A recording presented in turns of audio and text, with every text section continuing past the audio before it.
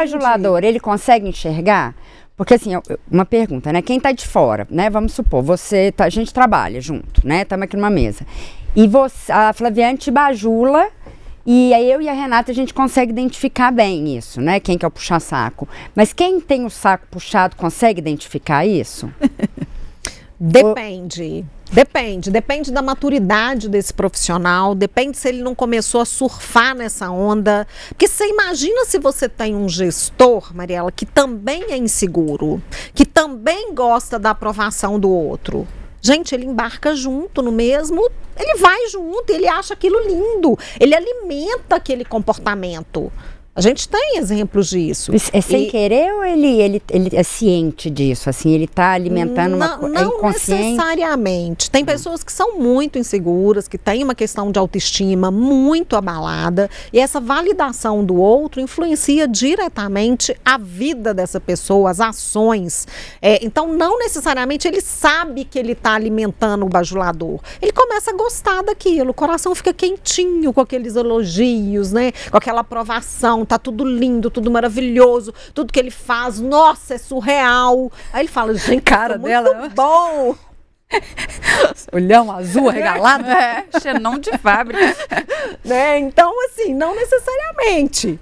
Às vezes ele embarca mesmo, né? Só que aí a gente precisa entender o reflexo que isso traz dentro de um ambiente corporativo. A equipe começa a ficar desmotivada. Porque, gente, quem é competente de fato geralmente não vai ficar nesse ambiente, porque ele vai entender o seguinte: eu não vou ser validado pela minha entrega, pelo que de fato eu posso acrescentar. As pessoas aqui se validam de uma outra forma. Então essa pessoa fica desmotivada e muitas vezes sai. Você tem aí muitas vezes uma equipe que não entrega resultados de fato bons para a empresa, no conjunto. Porque os valores ali não são na base da meritocracia. As pessoas, na verdade, estão sendo validadas por quê? Porque são bajuladoras, porque estão ali fazendo altos elogios para o chefe. Mas e a entrega? O resultado, lá, o final que você precisa colocar lá na última linha, ele está acontecendo? Tem uma questão nesses perfis, assim, aí eu vou só pontuar que eu discordo da generosidade e do bajulador, que eu acho que nitidamente você vê a diferença pela postura, pela intensidade dos elogios ou da frequência do que aquilo é dito, dá para você ver. E é sempre para uma mesma pessoa, né? Sempre para uma mesma pessoa e assim, o que me chama atenção, porque quando você é generoso com qualquer um. Com todo mundo. Né? Você não distingue a sua generosidade, ela não tem um alvo específico. O cara que quer puxar saco, ele tem um alvo. E esse alvo, eu tenho, assim, para mim, que é sempre na base, assim, eu vou ganhar alguma coisa com essa relação. E a gente vai ganhar. A gente quer trocas nas relações, a gente quer ganhar alguma coisa com as relações, mas essa eu acho a pejorativa, sabe? Mas uma coisa que me deixa mais incomodada é que nesse perfil estrategista, ele é muito manipulador também. Muito. Então talvez esse, para mim, que seja um pouco mais difícil, porque ele pode vir na sutileza. O puxa-saco sutil, que não é aquele cara que vai ficar, né, que a pessoa te endeusando, né? Não, mas ele pode ser sutil naquela forma de agrado, que você vai caindo, sabe? Que você não consegue distinguir. Entendeu? Enquanto eu vai passando uma lista de nomes. Sabe igual o que sobe crédito do tipo jornal? Isso, vai falando, eu falo, esse aqui, sei, entendo. Esse é o perfil que eu acho mais preocupante. E ele consegue, na lábia, te mostrar o contrário. Assim, o cara não é tão competente assim e talvez está lá. E ele é mais preocupante, sabe por quê? Porque geralmente ele é mais estratégico. E ele é mais, eu vou usar uma palavra aqui que há controvérsias, tá, gente? Mas ele é mais inteligente. Então, ele consegue... Não, mas não é entre aspas, não. Ele é inteligente. Ou ele sabe aproveitar melhor. Mas é uma inteligência pro mal, né? Mas é inteligente. Mas ele é inteligente, né? Ele é estratégico. Ele consegue, na verdade, direcionar a situação de tal forma que ele chega onde ele quer. Então, de fato, faz todo sentido o que você falou. Mas cai alguma hora, assim, né? Porque a gente... Né, aquela coisa, né? Que alguma hora, né? Que aqui se faz, que se paga. A gente espera, né? Pois é, porque a gente fica esperando, né? Então, quem tá enxergando, fica esperando sentada ali na primeira fila. Fala, quero ver o dia que você vai cair. Pois é, mas só que aí a gente precisa entender que tem alguns que caem rapidamente, outros não. Até porque se existe uma retroalimentação do sistema e do meio corporativo, ele pode demorar um bom tempo para cair.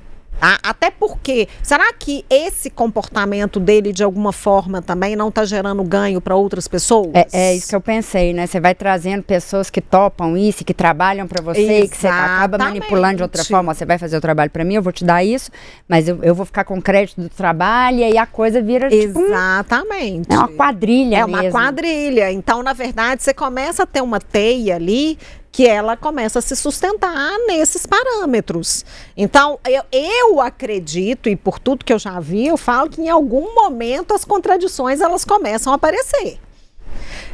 Mas tem caso que isso acontece muito rapidamente, como tem caso que são anos.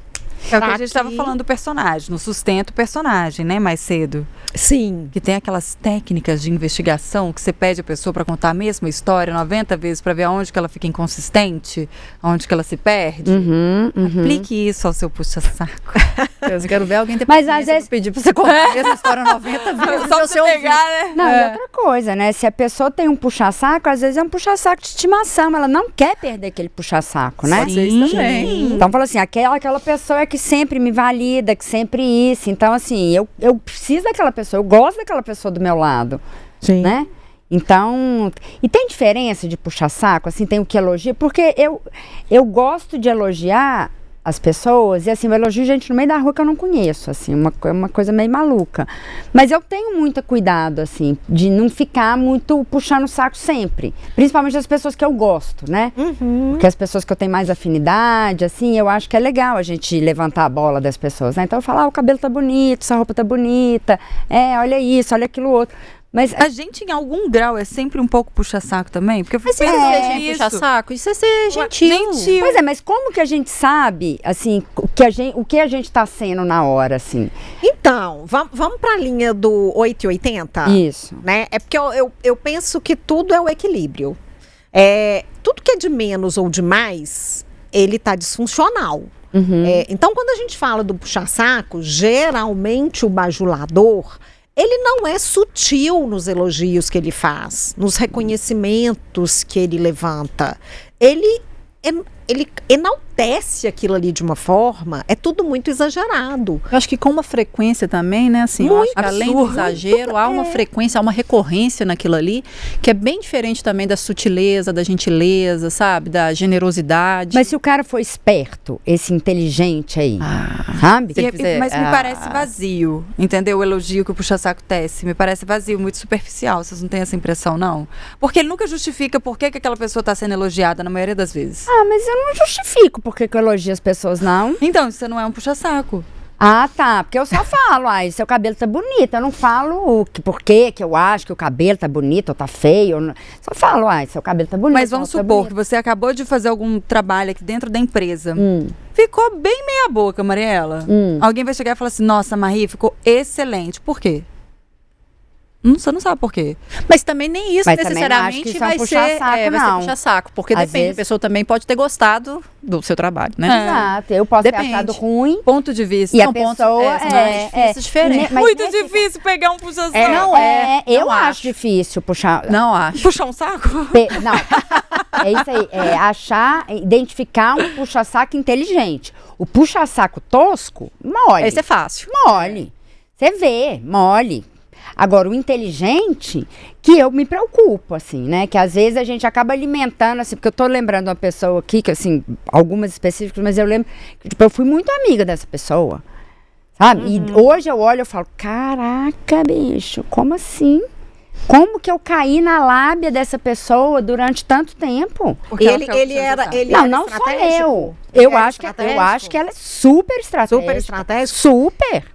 Então, olha só, na área de RH a gente tem uma técnica, eu estava até conversando com a Renata aqui no início, que uma das formas da gente pegar aí se a pessoa está falando de fato a verdade, se ela está realmente contextualizando genuinamente, né, a experiência dela, é a gente fazer a mesma pergunta no início de uma entrevista e muitas vezes no final, mas de formas diferentes.